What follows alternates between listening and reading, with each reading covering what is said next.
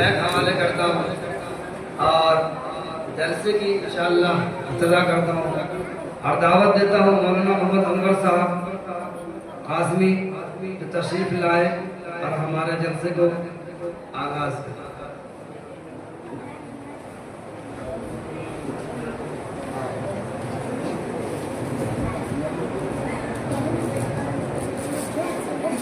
وبه نستعين أعوذ بالله من الشيطان الرجيم بسم الله الرحمن الرحيم إنا نحن نزلنا الذكر وإنا له لحافظون صدق الله العظيم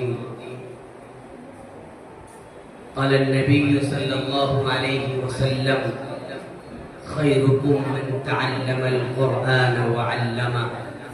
او کما قال علیہ الصلوۃ والسلام۔ خداوندہ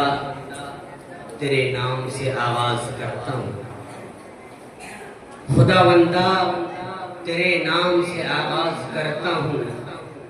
تیرا بندہ ہوں، تیری رحمتوں پہ ناز کرتا ہوں،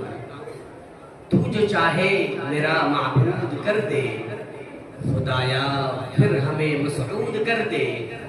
کیونکہ زباں بھی تیری، اہل زباں بھی تیرا، ہر ایک مکی بھی تیری، ہر ایک مکان بھی تیرا۔ اور جیسا کہ آپ حضرات کو معلوم ہے کہ ایک روزہ جلسے دستار بندی مدرسہ فیضان القرآن، مدرسہ فیض القرآن کے بنسبت ہم اور آپ یہاں جمع ہیں، اس لیے میں تمامی احباب سے بڑے ہی ادب و احترام کے ساتھ درخواست گزار ہوں کہ آپ اپنی نشست لے کر بیٹھ جائیں۔ باضابطہ پروگرام شروع ہو چکا ہے اور جلسے سے قبل میں آپ کو بتاؤں کہ آج کے اس جلسے دستار بندی میں تشریف لانے والے زیر صدارت نمونۂ اسلاف حضرت مولانا مفتی شاہد علی القاسمی ناظم تعلیمات المہد العالی الاسلامی حیدرآباد ہے، اور اسی طرح حسان الہند ایوارڈ یافتہ شاعر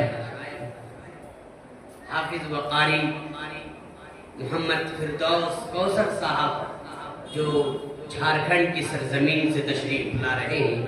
کچھ ہی پل میں آپ کے درمیان موجود ہیں۔ اسی طرح مقرر نوجوان حضرت مولانا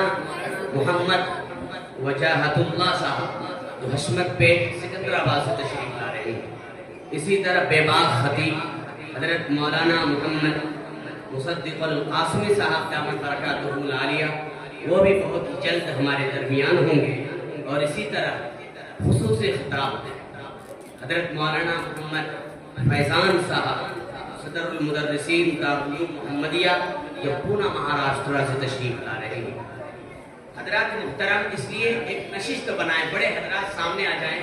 اور جو طلبہ ادھر ادھر ہیں وہ ترتیب سے لے کر بیٹھ جائیں تاکہ باضابطہ پروگرام شروع ہو جائے، پھر اٹھنا اور بیٹھنا نہ پڑے۔ جو پیچھے ہیں میری ان سے درخواست ہے، کیونکہ میرا ایک معمول ہے انور حسین کی جو نظامت میں جو چلتا ہے، ایک یعنی ایسا معذور ہو کہ آپ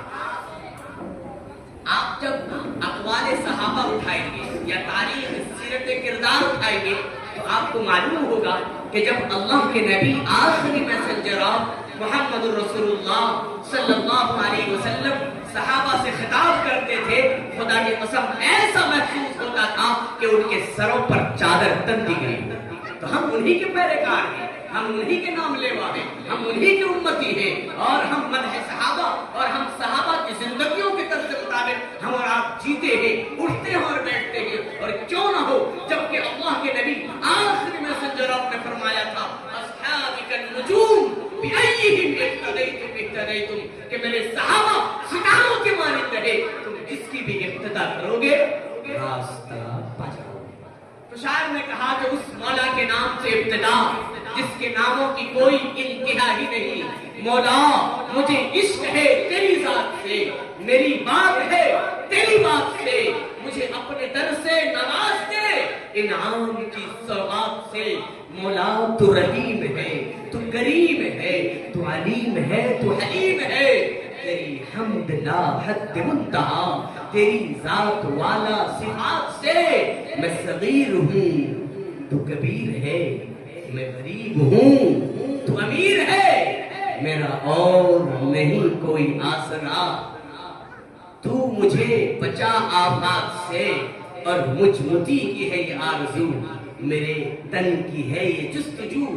ہو جب بھی کوئی گفتگو کرو ابتدا تیری ذات سے، اس لیے کہ سب سے بڑھ کر مجھے جس سے ہے محبت تو ہے، میری توحید پرستی کی حقیقت تو ہے، میں کسی اور کو مشکل میں پکاروں کیوں کر، جبکہ رگے جان سے بھی نزدیک ودیعت تو ہے، تو ہی مطلوب ہے، تو ہی مقصود ہے، میری راحت، میری چاہت، میری قوت تو ہے۔ حضرات محترم، آئیے، وقت بڑی تیزی کے ساتھ رواں دواں ہے، ایک وقت ہی ہے جو کسی کے لیے رکتا نہیں، چاہے وہ کتنے سے بڑا سے بڑا چیف منسٹر ہو، چاہے پائلٹ ہو، چاہے حافظ قرآن ہو، عالم دین ہو، وقت اپنی روانی کے ساتھ چلتا رہتا ہے۔ اس لیے عربی کا ایک مقولہ ہے کہ الوقت اسود من الذهب، کہ وقت جو ہے وہ سونے سے بھی زیادہ قیمتی ہے۔ میں ممنون اور مشکور ہوں تمام معزز مہمان حضرات کی، اور یہاں پر جتنے تشریف فرما ہے، میں مدرسہ کی جانب سے بھی میں آپ کا ویلکم، خوش آمدید، اہلا و سہلا، مرحبا اور استقبال کرتا ہوں، اور مجھے امید ہے کہ آپ یہاں خدا کے کلام، رسول کی ثناخوانی، صحت بیان مقررین سے، جواہر پارے معلومات سے بھری تقاریر پر، اور صدر اجلاس کی گرام آئے نسائے ہماتن گوش ہو کر سماعت فرمائیں گے، اور اختتام تک ہمارا مخلصانہ تعاون۔ آئیے، آج کے سنہرے موقع پر اس سے قبل کے باضابطہ پروگرام کا آغاز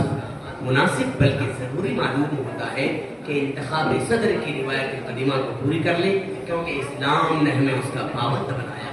واضح بات ہے کہ جس جماعت کا کوئی امیر نہ ہو، اس کی جمعیت کا شیرازہ بکھر جاتا ہے، جس کا کوئی رہبر نہ ہو، وہ کارواں راستے کی بھول بھلائیوں میں گم ہو کر منزل مخصوص سے بہت دور جا ملتا ہے۔ ٹھیک اسی طرح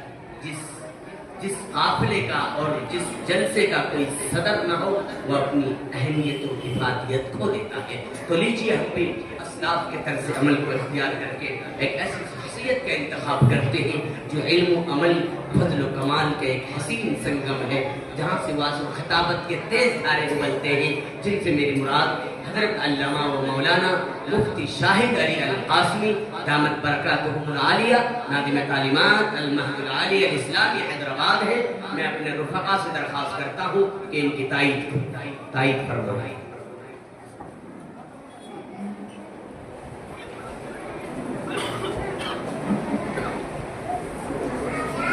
السلام علیکم، میں مولانا حضرت علامہ مولانا مفتی شاہد صاحب کا بہت بہت شکریہ، اور قرآن اراکین بزم کا میں شکر گزار ہوں، اور جس شخصیت کا یہاں نام لیا گیا ہے صدر انتخاب کے لیے، میرے دوستو، واقعی میں اپنی جانب اور تمام اراکین جلسہ سے میں